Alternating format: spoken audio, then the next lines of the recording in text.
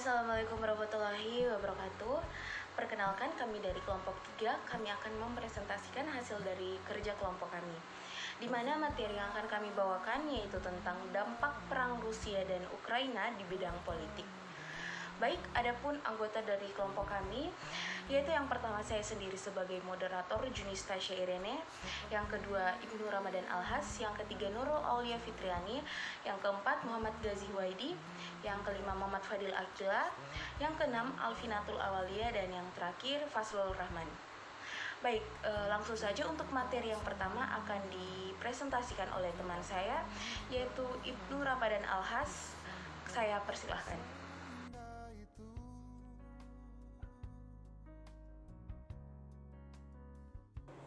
Baiklah, untuk pembahasan yang pertama, yaitu latar belakang terjadinya konflik. Sikap pemerintah Ukraina terhadap Rusia menimbulkan kekecewaan rakyat Ukraina yang ingin Ukraina berdiri sebagai negara yang bebas dari intervensi Rusia. Lalu pada tahun 2014, Presiden terpilih Ukraina saat itu, yaitu Yanukovych, tidak dapat memenuhi keinginan masyarakat Ukraina, sehingga terjadi demonstrasi besar-besaran. Keretakan ini dimanfaatkan oleh para kelompok separatif pro-Rusia di wilayah Donbas Ukraina untuk mendeklarasikan kemerdekaannya, dan Rusia mengakui kemerdekaan tersebut. Lalu pada tahun 2019, Presiden Ukraina baru yang terpilih adalah Volodymyr Zelensky dengan janjinya untuk memberantas korupsi dan mengakhiri kedudukan separatis di Donbas. Suhu konflik Ukraina-Rusia semakin memanas ketika Zelensky meminta kepada Presiden US terpilih, yaitu Joe Biden agar mengizinkan Ukraina bergabung dengan NATO. Tidak hanya itu, Zelensky juga menggerakkan pasukan Ukraina bersama dengan NATO untuk bergerak menuju Kremlin di timur Ukraina dan perbatasan Ukraina. Sedangkan Putin meminta agar US tidak mengizinkan Ukraina bergabung dengan dalam NATO. Namun Ukraina tetap bersikeras untuk menjalankan politik luar negerinya sendiri. Lalu, tensi kedua negara semakin tinggi ketika kelompok separatis meminta bantuan Rusia untuk mengusir tentara-tentara Ukraina dari wilayah yang telah diakui oleh Rusia. Presiden Rusia Putin mengizinkan operasi militer khusus di Ukraina Timur dan meminta pasukan Ukraina untuk meletakkan senjata mereka dalam pidato yang disiarkan di televisi. Pasukan Rusia memulai serangan rudal dan artileri terhadap pasukan Ukraina dan pangkalan udara, menyerang daerah-daerah di kota besar sehingga memicu konflik senjata yang masih terjadi hingga saat ini. Baik, itu yang bisa saya paparkan. Selanjutnya saya berikan kepada pemateri selanjutnya. Terima kasih.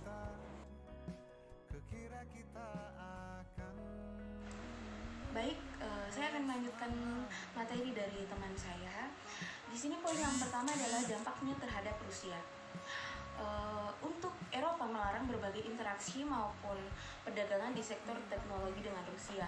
Yang kedua, USA membekukan 2 bank terbesar di Rusia dan membatasi interaksi teknologi dengan Rusia. Yang ketiga itu USA menyarankan agar Rusia dikeluarkan dari organisasi internasional. Dan yang terakhir yaitu pembatasan kegiatan politik Rusia. Baik, poin selanjutnya yaitu dampak terhadap Ukraina. Serangan Rusia masih dapat dihadapi Ukraina dengan bantuan dari beberapa negara, baik dalam bentuk persenjataan, transportasi, teknologi, dan lain sebagainya.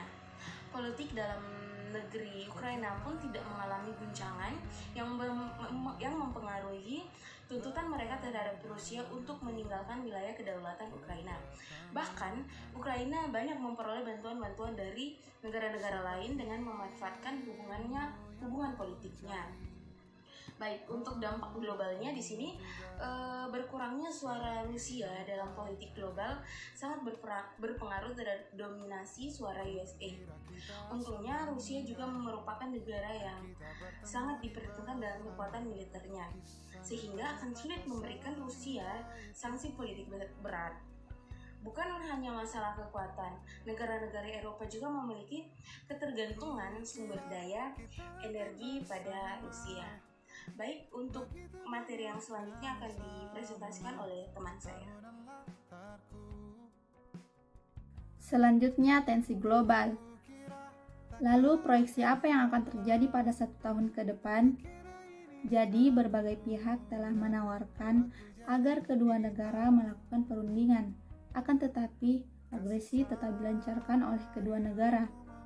Namun, diketahui bahwa masing-masing negara, baik Rusia maupun Ukraina, telah memberikan beberapa tuntutan yang diantaranya akan dijabarkan dan dijelaskan oleh pemateri selanjutnya.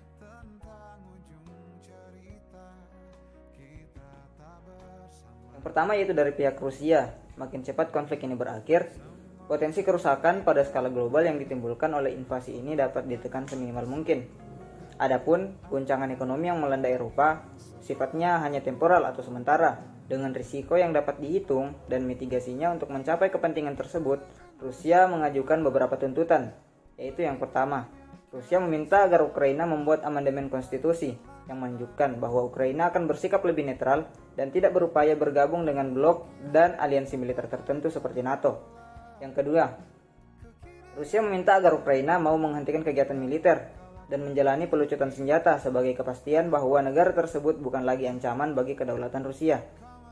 Yang ketiga, Rusia merasa perlu diadakan negosiasi tatap muka antara Putin dan Zelensky untuk membahas hal-hal yang terkait dengan wilayah separatis yang berada di Ukraina Timur.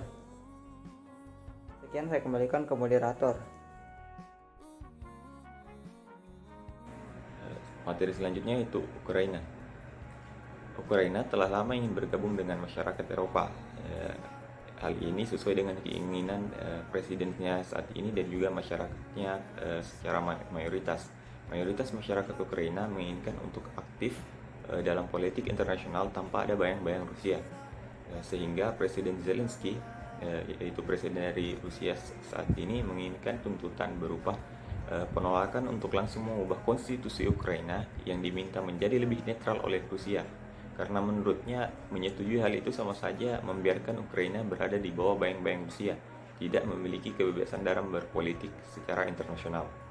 Kemudian tuntutan yang kedua yaitu Ukraina menyanggupi untuk menghentikan aksi militer dan sepakat untuk melakukan gencatan senjata sementara. Selanjutnya, Zelensky mengatakan bahwa tentang permasalahan wilayah Crimea serta Donetsk dan Luhansk, pihak Ukraina akan berkompromi mengenai beberapa hal dengan pihak Rusia. Bagaimana perang bisa berakhir? Bagaimana proyeksi 1 tahun ke depan? Berikut ada 4 skenario arah perang Rusia di Ukraina. Yang pertama ada perang singkat. Dalam skenario ini, Rusia menggencarkan operasi militernya. Akan ada gempuran artileri dan serangan membabi buta di sentera Ukraina. Angkatan udara Rusia yang sejauh ini kurang terdengar memainkan peran dan memancarkan serangan udara yang mematikan. Pasokan energi dan jaringan komunikasi diputus. Ribuan warga sipil tewas. Meskipun sudah melakukan perlawanan dengan gigih, pasukan Ukraina kalah dan Kiev jatuh ke tangan Rusia dalam beberapa hari. Pemerintah Ukraina kemudian diganti dengan rezim boneka pro-Rusia. Presiden Volodymyr Zelensky bisa dibunuh atau kabur ke bagian barat Ukraina atau luar negeri untuk membentuk pemerintah terasing. Yang kedua ada perang berkepanjangan. Kuat kemungkinan konflik ini akan berkepanjangan. Mungkin pasukan Rusia akan terhambat, daya juangnya menurun, logistik buruk, dan kepemimpinan yang tidak becus. Mungkin perlu waktu lebih panjang bagi pasukan Rusia untuk merebut Kiev karena banyak petempur bergerilya. Pengepungan untuk waktu yang lama kemudian bisa terjadi. Yang ketiga, ada perang Eropa. Presiden Putin bisa saja bertekad mengambil alih bekas wilayah mendiang Uni Soviet dengan mengirim pasukan ke Moldova dan Georgia yang bukan anggota NATO, atau bisa saja terjadi salah perhitungan dan eskalasi. Putin dapat menyatakan pasokan persenjataan dari barat kepada pasukan Ukraina sebagai tindakan agresi sehingga dia melakukan pembalasan. Dia juga dapat mengancam untuk mengirim pasukan ke negara-negara Balkan yang bukan merupakan anggota NATO. seperti Lituania untuk menciptakan koridor barat dengan wilayah pesisir Rusia Kaliningrad. Kemudian yang keempat ada solusi diplomatik. Presiden Prancis Emmanuel Macron telah berbincang dengan Putin melalui telepon. Kemudian, para pejabat Ukraina dan Rusia telah bertemu untuk berunding di perbatasan Belarus.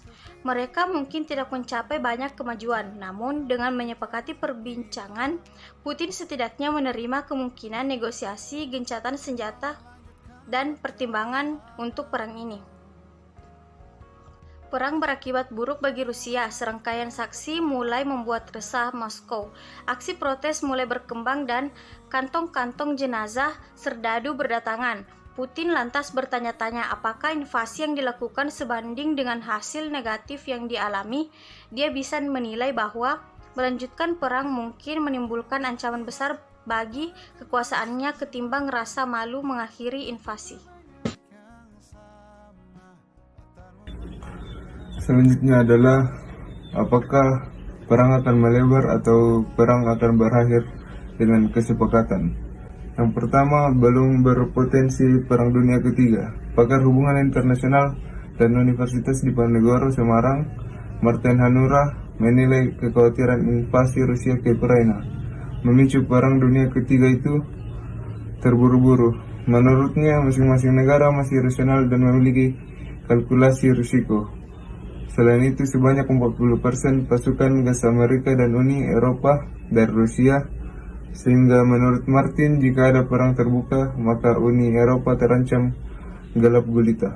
Dan selanjutnya adalah akumulasi permasalahan multidimensi.